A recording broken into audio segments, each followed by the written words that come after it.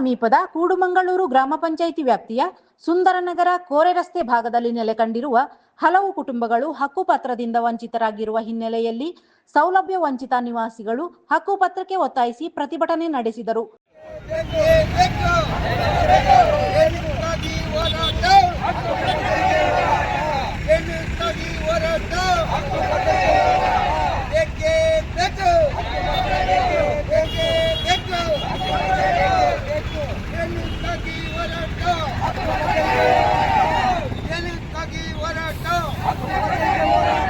ಹಲವಾರು ವರ್ಷಗಳಿಂದ ವಾಸವಿದ್ದ ಸರ್ಕಾರಕ್ಕೆ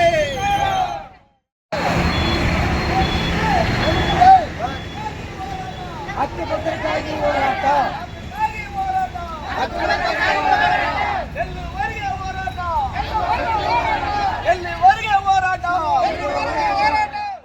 ದಲಿತ ಸಂಘರ್ಷ ಸಮಿತಿ ಭೀಮಗರ್ಜನೆ ಜಿಲ್ಲಾಧ್ಯಕ್ಷ ಎಲ್.ಎಂ. ನಾಗರಾಜು ನೇತೃತ್ವದಲ್ಲಿ ಪ್ರತಿಭಟನೆ ನಡೆಸಿದ ಹಕ್ಕುಪತ್ರ ವಂಚಿತರು ಪಟ್ಟಣದ ಪ್ರವಾಸಿ ಮಂದಿರ ಬಳಿಯಿಂದ ಮೆರವಣಿಗೆಯಲ್ಲಿ ಫೀಲ್ಡ್ ಮಾರ್ಷಲ್ ಕಾರ್ಯಪ್ಪ ವೃತ್ತಕ್ಕೆ ಧಾವಿಸಿ ಘೋಷಣೆಗಳನ್ನು ಕೂಗಿದರು. ಬಳಿಕ ಅಲ್ಲಿಂದ ತಹಶೀಲ್ದಾರ್ ಕಚೇರಿಗೆ ತೆರಳಿ ಕಚೇರಿ ಮುಂಭಾಗ ಕೆಲಕಾಲ ಪ್ರತಿಭಟನೆ ನಡೆಸಿದರು. ಕೂಡಲೇ ಹಕ್ಕುಪತ್ರ ವಿತರಣೆಗೆ ಕ್ರಮ ಕೈಗೊಳ್ಳುವಂತೆ ವಿನಂತಿಸಿ ತಹಶೀಲ್ದಾರ್ ಕಿರಣ್ ಜಿ ಗೌರಯ್ಯ ಅವರ ಮೂಲಕ ಜಿಲ್ಲಾಧಿಕಾರಿಗಳಿಗೆ ಮನವಿ ಪತ್ರ ಸಲ್ಲಿಸಲಾಯಿತು. ಗ್ರಾಮದಲ್ಲಿ ಅನೇಕ ವರ್ಷಗಳಿಂದ ವಾಸವಾದವರಲ್ಲಿ ಕೆಲವೊಂದು ಅರಣ್ಯ, ಕೆಲವರು ನಮ್ಮ ಅರಣ್ಯ ಇಲಾಖೆಯಿಂದ ಮನೆ ಕಟ್ಟಕ್ಕಾಗಲಿ ಬಿಡ್ತಾ ಇಲ್ಲ. ಅದನ್ನು ಕಿತ್ಕೊಳ್ಳೋದೆ 50 ವರ್ಷಗಳಿಂದ ಇಲ್ಲಿವರೆಗೂ ವಾಸವಾದವರು ಅವ್ರಿಗೆ ಹಕ್ಕುಪತ್ರ ಸಿಕ್ಕಿಲ್ಲ. ಕೆಲವು 2-3 ವರ್ಷ ಬಂದವ್ರಿಗೆ ಮಧ್ಯದಲ್ಲಿ ಎಲ್ಲರಿಗೂ ಹಕ್ಕುಪತ್ರ ಆಗಿದೆ. ಕೆಲವು 30, 40, 50 ವರ್ಷದವರಿಗೆ ಹಕ್ಕುಪತ್ರ ಆಗಿರಲ್ಲ. ಅವ್ರಿಗೂ ಇವ್ರಿಗೆ ಏನು ಮೊದಲು ಬಂದಿದ್ದೇ ಇವ್ರು ತಪ್ಪಾಗುತ್ತೆ. ಅವ್ರಿಗೂ ಈ ಲಾಸ್ಟಿಗೆ ಬಂದಿರೋದೇ ಕರೆಕ್ಟ್ ಆಗುತ್ತಾ? ಅವ್ರಿಗೆ ಹಕ್ಕುಪತ್ರ 50 ವರ್ಷದಿಂದ ಹಕ್ಕುಪತ್ರ ಇಲ್ಲ. ಇವ್ರಿಗೆ ಎಲ್ಲರಿಗೂ ಅರ್ಹತೆ ಇದೆ, ಓಟ್ ಹಾಕೋ ಅರ್ಹತೆ ಇದೆ. ಸರ್ವೆ ನಂಬರ್ ಬೇರೆಯವರು ಕೊಟ್ಟರು, ನಮಗೆ ಕೊಡಲಿಲ್ಲ. 1 ಪಾಯಿಂಟ್ ಸರಿನಾ?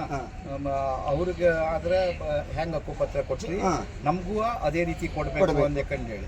ಒಂದ್ ವೇಳೆ ಏನಾಗಿದೆ ಅಂದೇಕಂಡು ನಾನು ನೋಡ್ತೇನೆ. ಈಗ ನಿಮ್ದು ನೀವು ಯಾರಿಗೆ ಹಕ್ಕುಪತ್ರ ಕೊಟ್ಟಿದ್ರಿಂದ ಅವ್ರದ್ದು ಏನಾದ್ರು ಹೆಸರು ಬರ್ದಿದ್ರಾ? ಇಲ್ಲ ಬರ್ದಿಲ್ಲ. ನಮ್ಗೆ ಇದೆ, ಅವ್ರು ಕೊಡಕ್ಕಲ್ಲ. ಅವ್ರು ನಮ್ಗೆ ಏನು ಕೆಟ್ಟ ಹೆಸರು ಬಂದ್ಬಿಟ್ಟು ಎಲ್ಲ.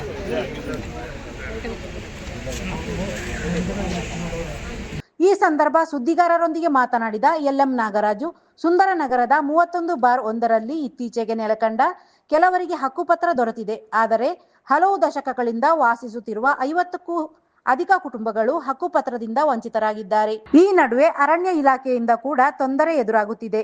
ಕೂಡಲೇ ಫಲಾನುಭವಿಗಳಿಗೆ ಹಕ್ಕುಪತ್ರ ಒದಗಿಸಬೇಕಿದೆ. ಇಲ್ಲದಿದ್ದಲ್ಲಿ ಜಿಲ್ಲಾಧಿಕಾರಿ ಕಚೇರಿ ಮುಂಭಾಗ ಉಪವಾಸ ಸತ್ಯಾಗ್ರಹ ಹಮ್ಮಿಕೊಳ್ಳಲಾಗುವುದು ಎಂದು ಎಚ್ಚರಿಸಿದರು. ಗ್ರಾಮದಲ್ಲಿ ಅನೇಕ ವರ್ಷಗಳಿಂದ ವಾಸವಿದ್ದು ಇಲ್ಲಿವರೆಗೆ ಅವರಿಗೆ ಹಕ್ಕುಪತ್ರ ಸಿಕ್ಕಿರೋದಿಲ್ಲ. ಸಾಧಾರಣ 30ರಿಂದ 50 ವರ್ಷದಿಂದ ವಾಸವಾಗವರೆ, ಆದರೆ ಅವರಿಗೆ ಹಕ್ಕುಪತ್ರ ಇಲ್ಲ. ಆದರೆ ನಿನ್ನೆ ಮೊನ್ನೆ ಬಂದು 2 ವರ್ಷ 3 ವರ್ಷ ಆಗಿಲ್ಲ ಅಂಥವ್ರಿಗೆ ಹಕ್ಕುಪತ್ರ ಆಗಿದೆ. ಈ 50 ವರ್ಷದಿಂದ ವಾಸ ಮಾಡ್ತಕ್ಕಂಥವ್ರಿಗೆ ಹಕ್ಕುಪತ್ರ ಸಿಕ್ಕಿಲ್ಲ ಅಂದರೆ ಇದು ಯಾವ ಥರ ನ್ಯಾಯ ಏನು ಅಂತ ನಮಗೆ ಅರ್ಥ ಆಗ್ತಾಯಿಲ್ಲ. ಹಂಗಾಗಿ ಇವತ್ತು ಭೀಮಗರ್ಜನೆ ಕೊಡಗು ಜಿಲ್ಲೆ ಅಧ್ಯಕ್ಷನಾಗಿ ನಾನು ಆ ಊರಿನ ಜನರನ್ನ ಗಮನಿಸಿದಾಗ ಅಲ್ಲಿ ಓಡಾಡುವಾಗ ತುಂಬ ಹಿಂಸೆಯಿಂದ ಜೀವನ ಮಾಡ್ತಾರೆ. ಎಲ್ಲರೂ ಇವರು ಕೂಲಿ ಕಾರ್ಮಿಕರಾಗಿದ್ದು ಒಂದು ಏನೋ ಕೂಲಿ ಮಾಡಿ ಒಂದು ಮಲಗಲಿಕ್ಕೆ ನೆಲ ಕಂಡ್ಕೊಂಡವ್ರೆ. ಹಾಗಾಗಿ ಒಂದು ಕಡೆ ಅರಣ್ಯ ಇಲಾಖೆ ಹಿಂಸೆ, ಒಂದು ಕಡೆ ಹಕ್ಕುಪತ್ರದ ಹಿಂಸೆ. ಅಲ್ಲಿ ಜನಗಳಿಗೆ ಗೆದ್ದಂಥ ಮೆಂಬರ್ಗಳಾಗಲಿ ಅಥವಾ ಇನ್ನೊಬ್ಬರಾಗಲಿ ಇಲ್ಲೋರಿಗೆ ನಮಗೆ ಯಾರು ಕೂಡ ನಮಗೆ ಪನ್ಸಿಲ್ಲ. ಏನಕ್ಕಾಗಿ ಈ ಥರ ಹೋರಾಟ ಮಾಡಿ ನಾವು ನಿಮ್ಮ ಜೊತೆ ಸೇರ್ಕೊಂಡು ಅವ್ರಿಗೆ ಹಕ್ಕುಪತ್ರ ಕೊಡ್ತಕ್ಕಂಥ ಕೆಲಸ ಮಾಡ್ತೀವಿ ಅಂತ ಯಾರು ಕೂಡ ನಮಗೆ ಬಂಧಿಸಲಿಲ್ಲ. ಹಾಗಾಗಿ ನಾವು ಇಲ್ಲಿ ಯಾರು ವಿರುದ್ಧ ಹೋರಾಟ ಅಲ್ಲ, ನಮ್ಮ ಹೋರಾಟ ಏನಿದ್ರು ಹಕ್ಕುಪತ್ರದ ಹೋರಾಟ. ಕೆಲವರು ತಿಳ್ಕೊಬಿಟ್ಟವ್ರೆ ಬೇರೆ ರಾಜಕಾರಣವಾಗಿ ಅದು ನಾವೇನು ಎಲೆಕ್ಷನ್ಗೆ ನಿಲ್ಬೇಕಾಗಿಲ್ಲ ಅಥವಾ ಇನ್ನೊಂದು ಮಾಡಬೇಕಾಗಿಲ್ಲ.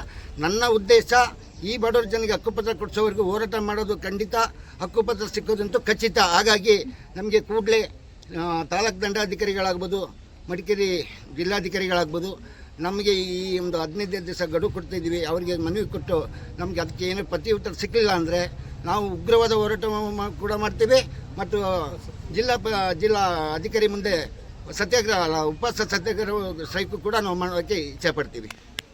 ನಿವಾಸಿಗಳಾದ ಮಂಜುಳಾ ಮತ್ತು ಶಶಿಕಲಾ ಮಾತನಾಡಿ, ನಿವೇಶನ ಹೊಂದಿರುವವರು ಮನೆ ನಿರ್ಮಿಸಲು ಅರಣ್ಯ ಇಲಾಖೆಯವರು ಅಡ್ಡಿಪಡಿಸುತ್ತಿದ್ದಾರೆ. ರಸ್ತೆ, ಚರಂಡಿ, ಬೀದಿ ದೀಪ ವ್ಯವಸ್ಥೆ ಇಲ್ಲದೆ ಈಗಿರುವ ನಿವಾಸಿಗಳು ಸಂಕಷ್ಟ ಅನುಭವಿಸುತ್ತಿದ್ದೇವೆ. ಚುನಾವಣೆ ಸಂದರ್ಭ ಮಾತ್ರ ಆಶ್ವಾಸನೆ ನೀಡುವವರು ನಂತರದ ದಿನಗಳಲ್ಲಿ ನಮ್ಮ ಬೇಡಿಕೆ ಈಡೇರಿಸುವಲ್ಲಿ ಆಸಕ್ತಿ ತೋರುತ್ತಿಲ್ಲ. ಮೂಲ ಸೌಕರ್ಯಗಳಿಂದ ವಂಚಿತರಾಗಿ ಅರಣ್ಯ ಇಲಾಖೆಯವರ ಭಯದಲ್ಲಿ ಬದುಕು ಸಾಗಿಸುವ ಸ್ಥಿತಿ ಎದುರಾಗಿದೆ ಎಂದರು. ಶಶಿಕಲಾ ಅಂತ ನಾವೊಂದು 30-40 ವರ್ಷದಿಂದ ಸುಂದರನಗರ ಗ್ರಾಮದಲ್ಲಿ ವಾಸವಾಗಿರ್ತೇವೆ. ನಾವು ಇರೋಕ್ಕೆ ಒಂದು ಮನೆಗಳನ್ನು ಕಟ್ಕೊಂಡಿರ್ತೀವಿ. ಆದರೆ ಮನೆಗಳಿಗೆ ಹಕ್ಕುಪತ್ರ ಆಗಿರುವುದಿಲ್ಲ. ಎಷ್ಟೋ ರಾಜಕಾರಣಿಗಳು ಗೆಲ್ಲೋಕ್ಕೆ ಬಂದಾಗ, ಎಲೆಕ್ಷನ್ಗೆ ಬಂದಾಗ ನಾವು ಅವ್ರು ಏನು ಕೇಳ್ತಾರೆ ಅರ್ಜಿಗಳನ್ನ ಕೊಟ್ಟಿರ್ತೀವಿ, ಹಕ್ಕುಪತ್ರ ಬೇಕು ಅಂತ ಹೇಳಿರ್ತೀವಿ. ಅದು ಸ್ವಲ್ಪ ದಿನಗಳ ನಂತರ ಅವರು ಕೇಳಿದಾಗ ನೀವು ಅರ್ಜಿ ಕೊಟ್ಟಿಲ್ಲ, ಹಕ್ಕುಪತ್ರ ಕೊಡೋಕ್ಕಾಗಲ್ಲ, ಇದು ಅರಣ್ಯದ್ದು ಅಂತ ಹೇಳ್ತಾ ಇದ್ದಾರೆ. ಇತ್ತೀಚೆಗೆ ಅರಣ್ಯಕ್ಕೆ ಸೇರಿದೆ ಅಂತ ಹೇಳ್ತಿದ್ದಾರೆ. ಅಲ್ಲಿ ಯಾವುದೇ ಮನೆಗಳನ್ನು ಕಟ್ಟೋಕ್ಕೂ ಬಿಡೋದಿಲ್ಲ ಅಂತ ಹೇಳ್ತಿದ್ದಾರೆ. ತುಂಬ ತೊಂದರೆ ಆಗಿದೆ. ಅದನ್ನು ನಮಗೆ ಹಕ್ಕುಪತ್ರ ಸಿಗುವ ರೀತಿ ನೀವು ವಿಶ್ವಾಸವನ್ನು ನೀಡಿ ನಮಗೆ, ನಾವು ಕೂಡ ಈ ದೇಶದ ಪ್ರಜೆಗಳೇ, ನಮಗೂ ಕೂಡ ಹಕ್ಕುಪತ್ರವನ್ನು ಕೊಡುವಂಥ ಕಾರ್ಯವನ್ನು ನೀವು ಮಾಡ್ತೀರಿ ಅಂತ ನಿಮ್ಮಲ್ಲಿ ನಂಬಿಕೆ ಇಟ್ಟು ನಾವು ನಿಮ್ಮಲ್ಲಿ ಬೇಡ್ಕೊಳ್ತಾ ಇದ್ದೀವಿ. ನಮಗೆ ಮನೆಗಳಿಗೆ 3 ಸೆಂಟ್ ಜಾಗಕ್ಕೆ ಹಕ್ಕುಪತ್ರವನ್ನು ನೀಡ್ತೀರಂತ ವಿಶ್ವಾಸವನ್ನು ಕೂಡ ಇಟ್ಟಿರ್ತೀವಿ. ಈ ಹೋರಾಟವನ್ನು ನಾವು ನಿಲ್ಲಿಸಬೇಕಾದ್ರೆ ನೀವು ನಮಗೆ ಹಕ್ಕುಪತ್ರ ಕೊಡಬೇಕಾಗಿ ನಿಮ್ಮಲ್ಲಿ ಬೇಡಿಕೊಳ್ತಾ ಇದ್ದೀವಿ. ಮಂಜುಳಾ, ನಾವೊಂದು 40 ವರ್ಷದಿಂದ ನಾವು ಅಲ್ಲೇ ಇದ್ದೀವಿ, ಗ್ರಾಮದಲ್ಲಿದ್ದೀವಿ. ನಮಗೆ ಯಾವ ಸೌಲಭ್ಯನೂ ಇಲ್ಲ ಅಂತ ಏನು ಹೇಳಿದ್ರೆ, ನಾವು ಕಂದಾಯ ಕಟ್ಟಕ್ಕೆ ಹೋದರೆ ಕಂದಾಯ ಕಟ್ಟಿಸ್ಕೊಳ್ಳೋದಿಲ್ಲ, ನೀವು ಮೈಸೂರಿ ಜಾಗದಲ್ಲಿದ್ದೀರಿ ಅಂತ ಹೇಳ್ತಾ ಇದ್ದಾರೆ. ಆದ್ರೂ ಎಲೆಕ್ಷನ್ ಟೈಮಲ್ಲಿ ಮಾತ್ರ ಎಲೆಕ್ಷನ್ಗೆ ಓಟ್ ಕೇಳಕ್ಕೆ ಬರ್ತಾರೆ.